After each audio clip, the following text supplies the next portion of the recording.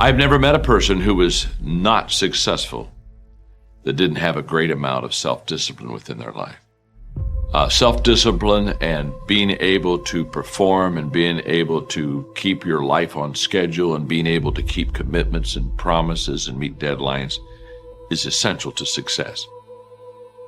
None of us can afford to have a life that is controlled by someone else, or a life that is basically controlled by our emotions. I learned many years ago that there are two kinds of people. There's the type of person who says, I'm going to wait till I feel like it before I do it. And then there's a person who says, I've got to do it so that I feel like it.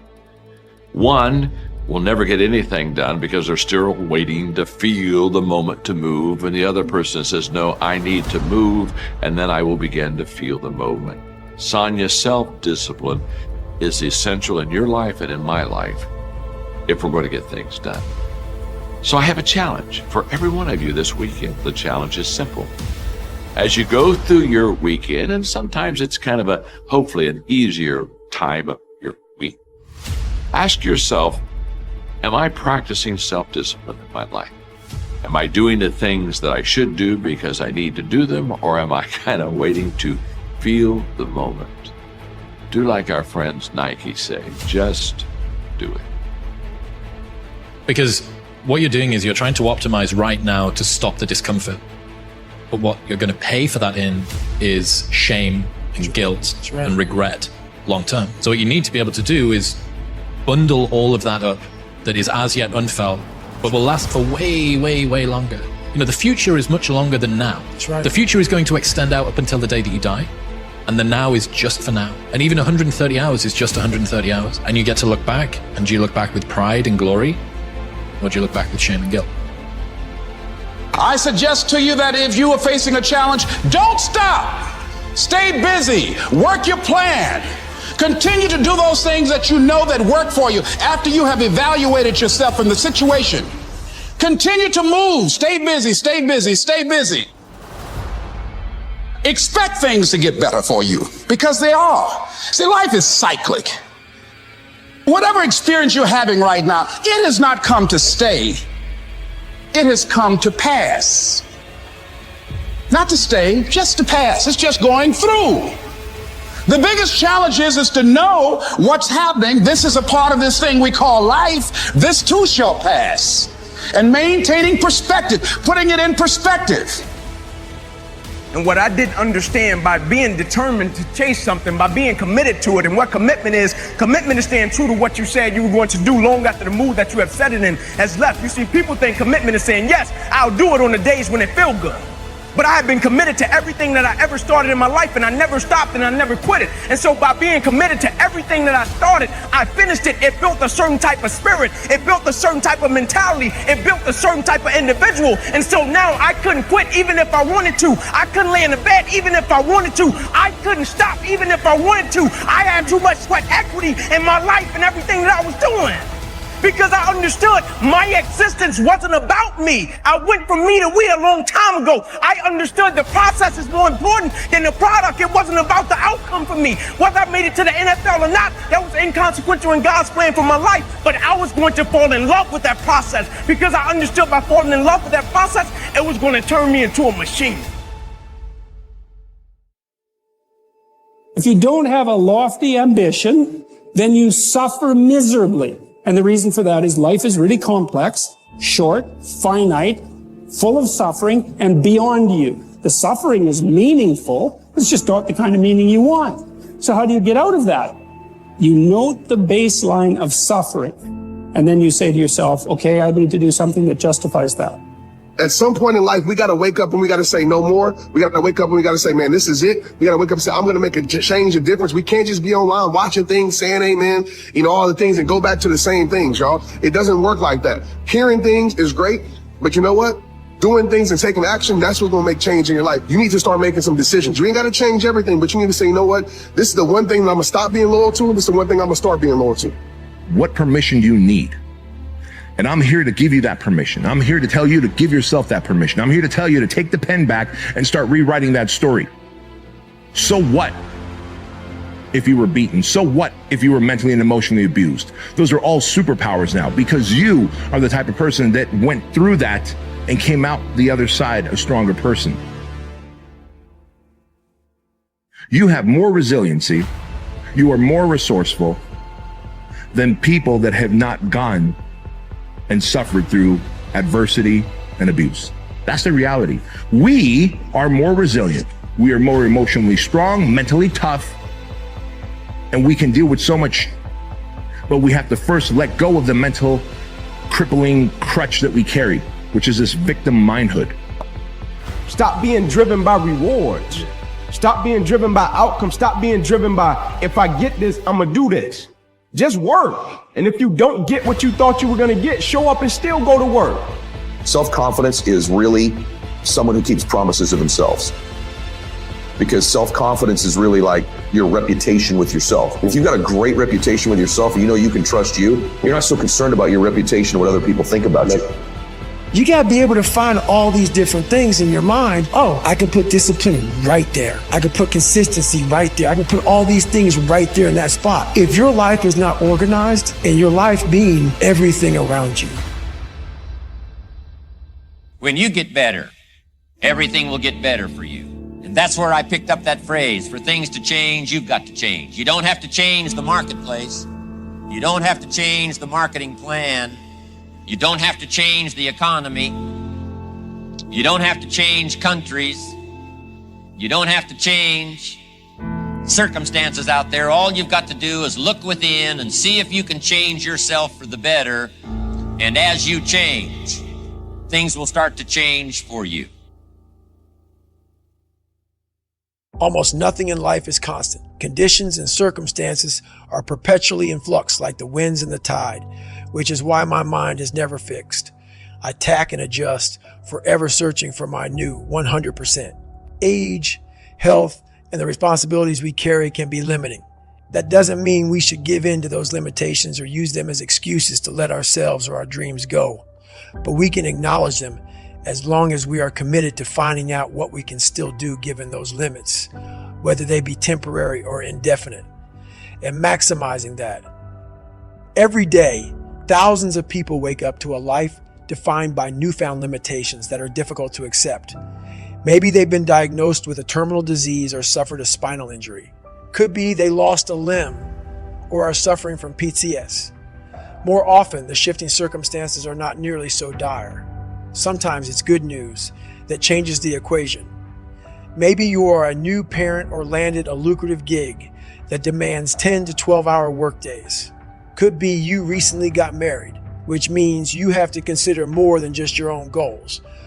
No matter the variables, your new 100% is out there waiting for you to find it.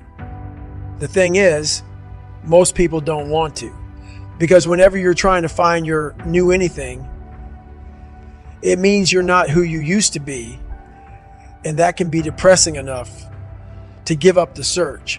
Some people use their new circumstances to dial down their effort level instead of adjusting their approach and still giving it their all to achieve their goals. You've got to work with what you have. I couldn't run a ruck, but that didn't mean I was out of the fight. No matter what you are dealing with, your goal should be to maximize the resources and capabilities you do have. If you've suffered a freak injury or received a diagnosis that changes everything, what does your new maximum effort level look like? A lot of people bide their time and wait to see what happens next, but a year or two later, they find they are still waiting. With every unfortunate turn in life, no matter how heavy the weight, you have to be committed to pushing back against that pressure with effort. No matter your age, abilities, disabilities, or responsibilities, we must all stay committed to finding our new benchmarks. Because not only does that keep your mind engaged and your demons at bay, you actually might achieve things the old you never could have conceived. There are two phrases I'd like you to ponder for a moment. The first is that life and business are like the changing seasons. That's one of the best ways to illustrate life. It's like the seasons that change. Here's the second phrase. You cannot change the seasons, but you can change yourself. Now, with those two key phrases in mind, let's turn to what I consider to be the 4 major lessons in life to learn. The first lesson is this: learn how to handle the winters. They come regularly, right after autumn. Some are long, some are short, some are difficult, some are easy, but they always come right after autumn. That is never going to change. There are all kinds of winters. The winter when you can't figure it out. The winter when everything seems to go haywire. One writer called it the winter of discontent. There are economic winters, social winters, personal winters, when your heart is smashed into 1,000 pieces. Wintertime brings disappointment, and disappointment is common to all of us. So learn how to handle the winters. You must learn how to handle the nights. They come right after days. You must learn how to handle difficulty. It always comes after opportunity. You must learn to handle recessions. They come right after expansions. That isn't going to change. The big question is, what do you do about winters? You can't get rid of January simply by tearing it off the calendar. But here's what you can do. You can get stronger. You can get wiser. And you can get better. Make a note of that trio of words: stronger, wiser, better. The winters won't change, but you can. Before I understood this, I used to wish it were summer when it was winter. When things were difficult, I used to wish they were easy. I didn't know any better. Then Mr. Shoaff gave me the answer from a part of his very unique philosophy when he said, "Don't wish it were easier. Wish you were better. Don't wish for fewer problems. Wish for more skills. Don't wish for less challenge. Wish for more wisdom." Here is the second major lesson in life. Learn how to take advantage of the spring. Spring is opportunity. And spring always follows winter. What a great place for spring, right after winter. If you were going to put it somewhere, that would be the place to put it. God is a genius. Days follow nights. Opportunity follows difficulty. Expansion follows recession. And this all happens with regularity. You can count on it. However, the mere arrival of spring is no sign that things are going to look good in the fall. You must do something with the spring. In fact, everyone has to get good at one of 2 things: planting in the spring or begging in the fall. So take advantage of the day, take advantage of the opportunity, and read every book you can get your hands on to learn how to take advantage of the spring. Get busy quickly on your springs, your opportunities. There are just a handful of springs that have been handed to each of us. Life is brief, even at its longest. Whatever you are going to do with your life, get at it. Don't just let the seasons pass by. The third major lesson in life is this: learn how to nourish and protect your crops all summer. Sure enough, as soon as you've planted, the busy bugs and noxious weeds are out to take things over. And here's the next bit of truth: they will take it unless you prevent it. There are 2 key phrases to consider with the third major lesson. The first is all good will be attacked. Don't press me for a reason. I was not in on some of the early decisions, so I don't know why. I just know that it's true. Let reality be your best beginning. Every garden will be invaded. The second phrase is, all values must be defended. Social values, political values, friendship values, business values, all must be defended. Every garden must be tended all summer. If you don't develop this skill, you'll never wind up with anything of value. The fourth major lesson in life is this: learn how to reap in the fall without complaint. Take full responsibility for what happens to you.